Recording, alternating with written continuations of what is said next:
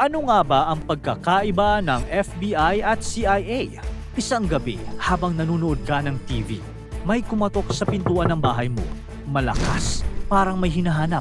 Pagbukas mo, may nakita kang isang matangkad na lalaki na nakaitim na jacket. Seryosong seryoso. At sabi niya, FBI ito. Biglang may isa pang lumitaw mula sa likod niya. Isang babae na naka-sunglasses kahit gabi. Hawak kang isang ID na may logo ng agila. At maangas niyang sinabi, CIA ito. FBI? CIA? Ano to? Dalawang agent sa harap mo?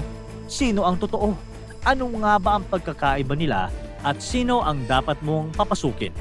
Napapanood mo siguro ang CIA at FBI sa mga pelikula at TV series. May agent na nagmamatsyag, may hinahabol, may iniimbestigahan, pareho silang seryoso at may mataas na training. Kaya parang pareho lang ang trabaho.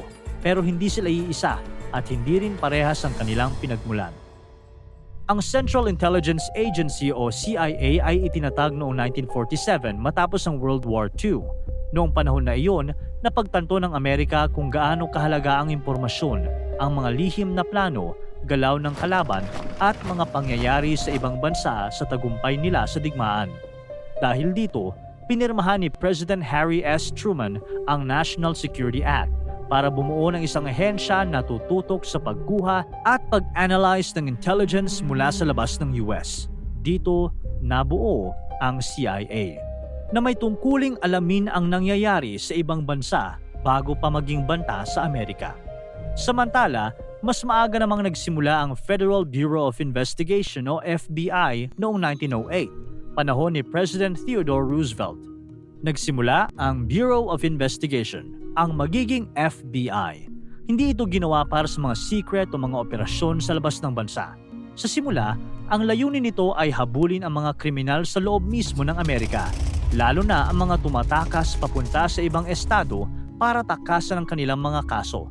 Habang lumilipas ang panahon, mas nagiging komplikado ang mga klase ng krimen, kaya unti-unting lumawak ang saklaw ng trabaho ng ahensya. Sa ngayon, ang FBI ay nasa ilalim ng Department of Justice at tumutugon sa malalaking banta na may kinalaman sa national security. Ang CIA at FBI ay parehong saklaw ng US Intelligence Community o IC, isang network ng 18 ahensya na nagko-coordinate para sa national security intelligence. Ngayon, bakit kailangan ng dalawang magkaibang ahensya? Ano ba talaga ang tunay na pagkakaiba ng CIA at FBI na hindi mo pa napapansin sa mga action movies? Ang CIA at FBI agent, habang pinapanood mo silang maglakad, parang dalawang kwento ang nakikita mo. Halimbawa, yung lalaking FBI agent, mukha siyang handang kumatok sa pinto mo kahit gabi. May hawak na search warrant at parang alam na niya kung saan nakatago ang ebidensya. Ganito kasi ang trabaho nila. Harapan, may badge, may batas na sinusunod at kadalasan may taong kailangang hulihin sa loob mismo ng Amerika. Noong 1930s, panahon ng mga sikat na bank robbers gaya ni John Dillinger at Bonnie and Clyde, hindi sapat ang local police para habulin sila. Tumatakas kasi sila papunta sa ibang states. Dito lumakas ang ginagampan ng papel ng FBI. Sila ang humabol, nag-imbestiga at tumatapos sa mga ganoong klaseng kriminal. Hindi lang yon.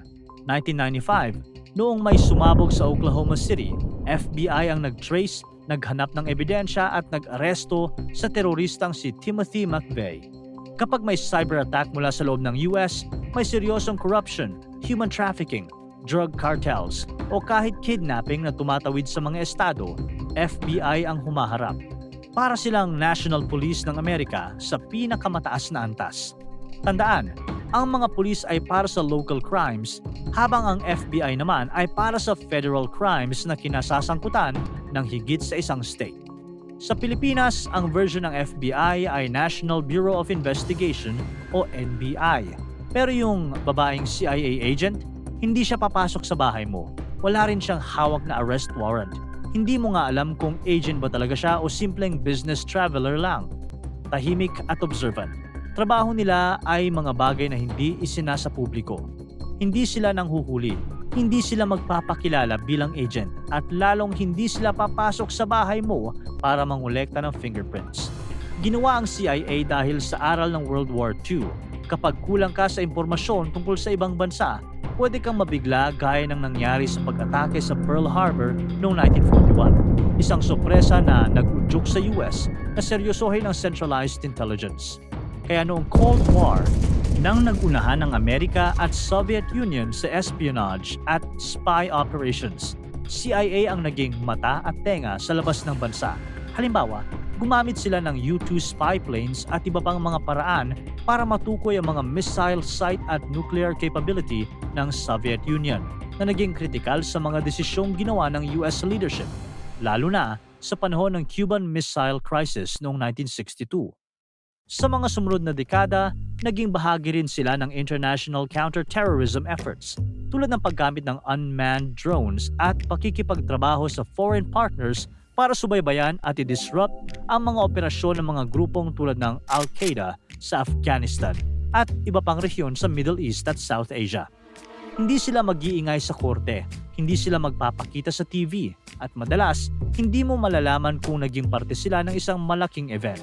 Sa Pilipinas, ang version ng CIA ay ang National Intelligence Coordinating Agency o NICA, na siyang pangunahing ahensya ng gobyerno para sa pangangalap at pag-aanalisa ng national intelligence, parehong local at foreign para sa national security.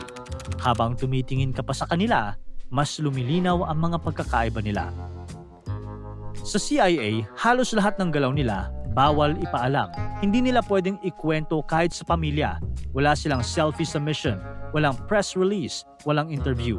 Kapag kailangan, lilipad sila pa Paraguay, Afghanistan, North Korea o kahit saan sa mapa na hindi mo nga alam kung paano puntahan. Maaari silang magpanggap bilang turista, diplomat, researcher, engineer o kahit simpleng empleyado sa cafe, pero hindi para magbarista talaga. Gagawin nila iyon para mag-observe, makipag-meeting sa target, o makakuha ng dokumento na may kinalaman sa seguridad ng US. Noong Cold War, ang CIA ay nagsagawa ng Operation Gold para magtayo ng tunnel sa East Berlin. Hindi mo malalaman iyon habang nangyayari. Hindi mo sila makikitang nakasuot ng uniform o may badge.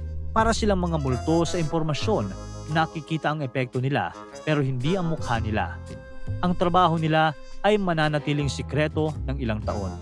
Sa FBI, iba ang eksena. Sila ang humaharap sa media, gumagawa ng reports at lumalabas sa korte. Hindi ibig sabihin na pang showbiz sila, pero dahil sa trabaho nila, kailangan nilang patunayan ng ebidensya sa harap ng judge, lawyers at minsan sa buong bansa.